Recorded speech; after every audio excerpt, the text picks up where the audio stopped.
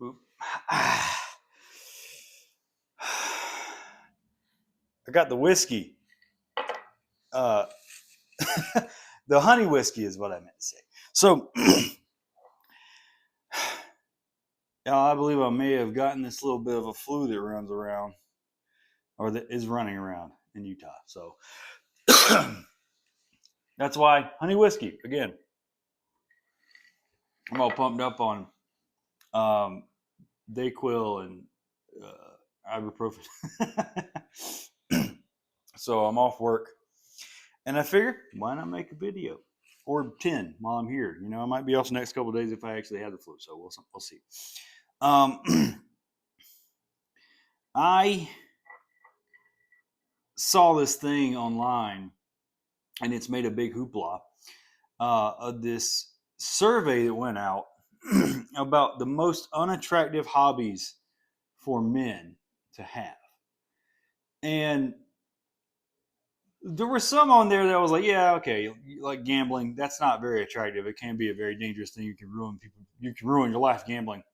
But the number one unattractive hobby to women that men have is video games. Now, I'm sorry. I feel like video games are probably the most misunderstood form of entertainment on the planet. Seriously. It is not. I don't know any other way to put it other than it's okay to play video games. If a woman thinks that you playing video games is a red flag, and I've dated somebody who absolutely hated that I played video games, and I pretty much didn't play them the entire time I was with her, except for every once in a while. If somebody thinks that you playing video games is a red flag, they're the red flag, because God forbid that a man have a hobby. Now, I don't consider video games a hobby, and here's why. It's not a hobby. A hobby is, you learning to play guitar, or a hobby can be snowboarding. A hobby can be mountain biking. A hobby can be painting Warcraft figurines. A hobby can be putting jigsaw puzzles together, crochet, whatever. That's a hobby. And a lot of those things can end up getting you paid. Thing is, video games, while also they can be something that can get you paid if you're good enough, video games are just entertainment. It's the same as movies or reading books. And the thing is, the girls that I see say this are on TikTok scrolling for 25 hours a day. That's all they do is they're on social media scrolling, doom scrolling, and they're on book talk talking about their basically pornographic books, which I have no issue with that. The doom scrolling, I'm talking about the books. I have no issue with that because reading is good for you. But that's also why video games are not a bad thing. Not only are they just a great form of entertainment, they put together the storytelling of books and the world building, the visuals of movies, and acting. You got real actors in video games now, and the music. Of cinematic orchestras and composers are making music for video games. So I don't understand how a medium that combines the three greatest forms of entertainment into one and itself becomes the greatest, most innovative, and uh, entertainment with the most infinite potential, I think. And to me, it's the best storytelling medium. And that's another point I was wanting to make today about how it's okay to play video games. And you see it from women, but you see it from a lot of men too. And men are, for some reason, thinking that it's immature to play video games.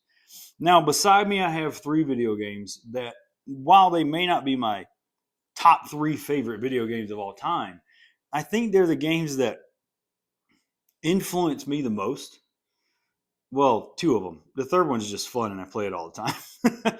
But there's one game that, after I got back from Afghanistan, I had a PTSD diagnosis. I couldn't sleep. I had anger issues. It was just throughout the wazoo. I was just all messed up, Now, video games were a form of therapy for me getting out of that.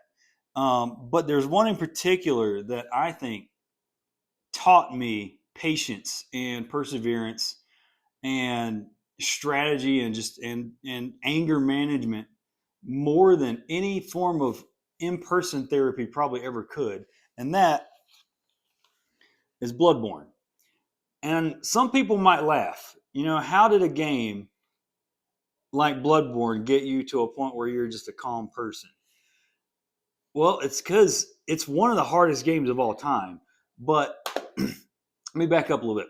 When I first played this game, I hated it. I didn't make it probably an hour into it. It's super hard, and it's at first it seems like it's unfairly hard, but it's not. You have to approach the game differently, and that again is another skill that gamers develop is problem solving and open-mindedness and an ability to approach things from different perspectives and different strategies. So with this game, I was going head on in, expecting it to be like God of War, that I would just screw stuff up and beat everything up. No, that's not how it works.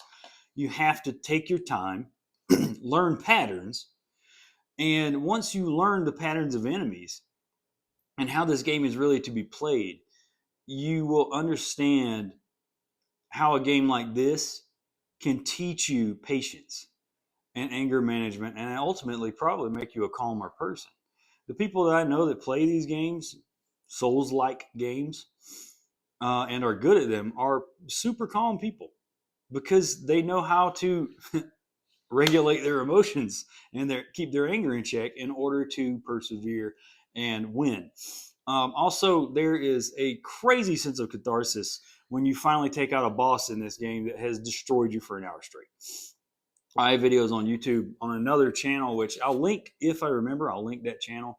I tried to start a gaming channel years ago. I just didn't go anywhere. But whatever. I'll link it. The videos of me fighting bosses on this. Some of them are kind of funny. But yeah, that's a game that really just was like a therapeutic thing for me and taught me to just be a calmer person. And after that, I played Dark Souls 1 and 3. I have not played 2. I don't care to. Sekiro and Elden Ring, all made by the same guy. And again, they're just calming games. They're some of the hardest games ever made, but they will calm you down if you play them the way that you're really supposed to play them, which is crazy. And it works. So it's good to play video games like that give you that relaxation, not necessarily an escape from reality. I don't need that. Some people do. But again, it's fine to like playing video games. It doesn't matter if it's Call of Duty or whatever. Just don't make an addiction out of it. Don't put video games over your life and your responsibilities. Another game that actually, let me run away real quick. Another game that really, I've always been sort of a writer, but a game that influenced. I don't have. I'll talk about another one in a minute, but the game that I was playing when I decided to write my first novel, which it's a book. It's a cyberpunk book, and I'll read the synopsis, I guess is the thing. The year is 2035, and Layla can't remember anything that happened 3 years ago, just that she woke up cold and covered in dirt in the abandoned subway tunnels of Cincinnati. Those are real, by the way. She eventually found her way to a homeless camp where she became very good friends with a woman named Dell. One day, Dell is inexplicably pulled through a portal by someone in futuristic black armor, and when the portal closes, Dell is gone.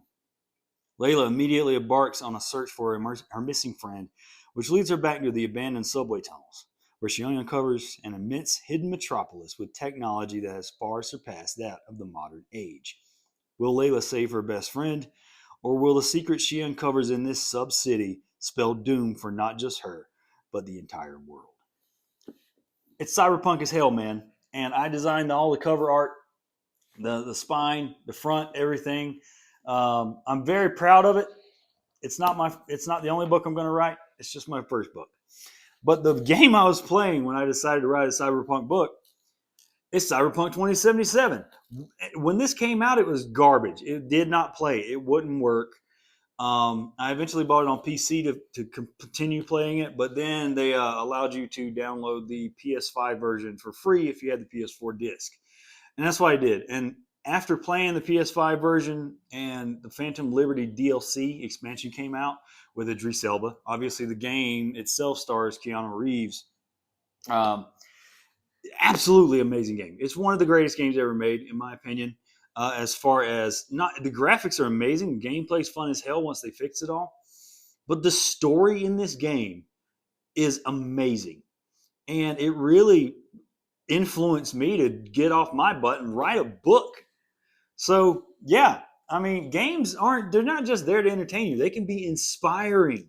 And even part of my cyberpunk book is partly inspired, like the action anyway, is inspired by the kind of set piece action or boss fights that are in Bloodborne and Dark Souls.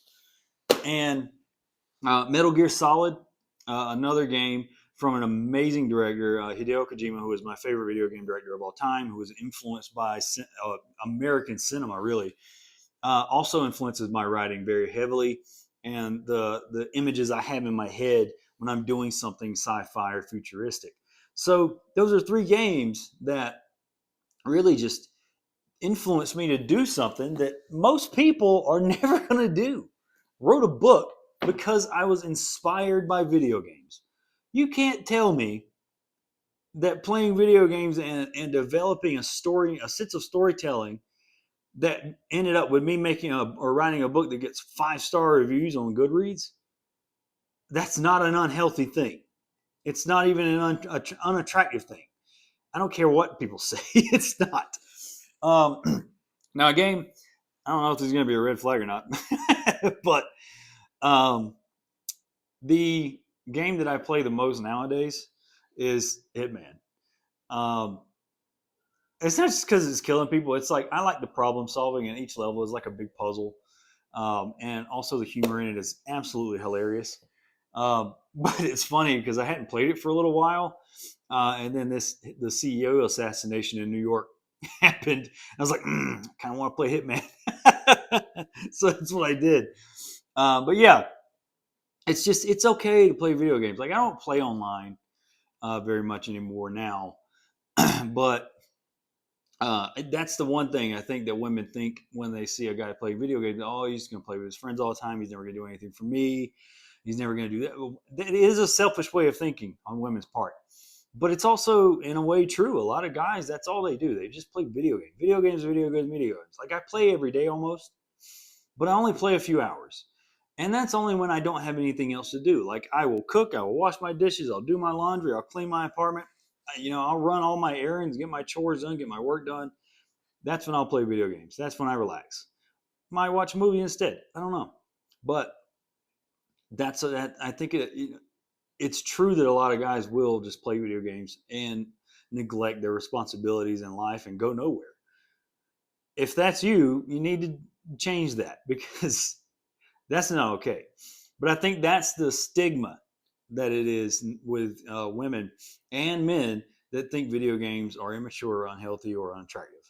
And there's not really a way to change that. But if you like video games and you're still, I have a good job. I support myself. I do things that most people aren't going to do. I'm outdoorsy, but I play video games. And if I find somebody that I want to go on a date with and they don't like video games, bye. You gotta be okay with that.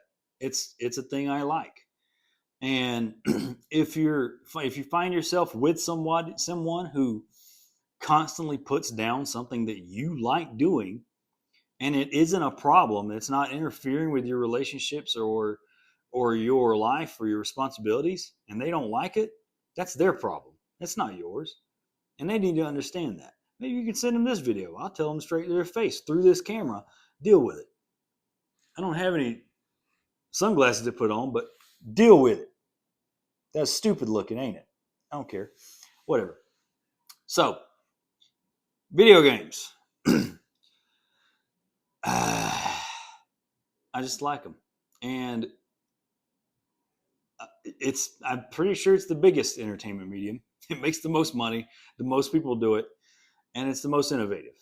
So maybe people can start looking at it from a different light. I don't think they will. But it's absolutely not an unattractive hobby. I don't care what these people online say. Do it. If you like doing it, and it gives you some positive stimulation in your brain, it's good for you. Do it. Perhaps you might get inspired and write a book or a screenplay. You might make a movie. You might be, maybe you'll just make video games yourself. I don't know. Maybe you just want to play them to relax. Who cares? Who cares?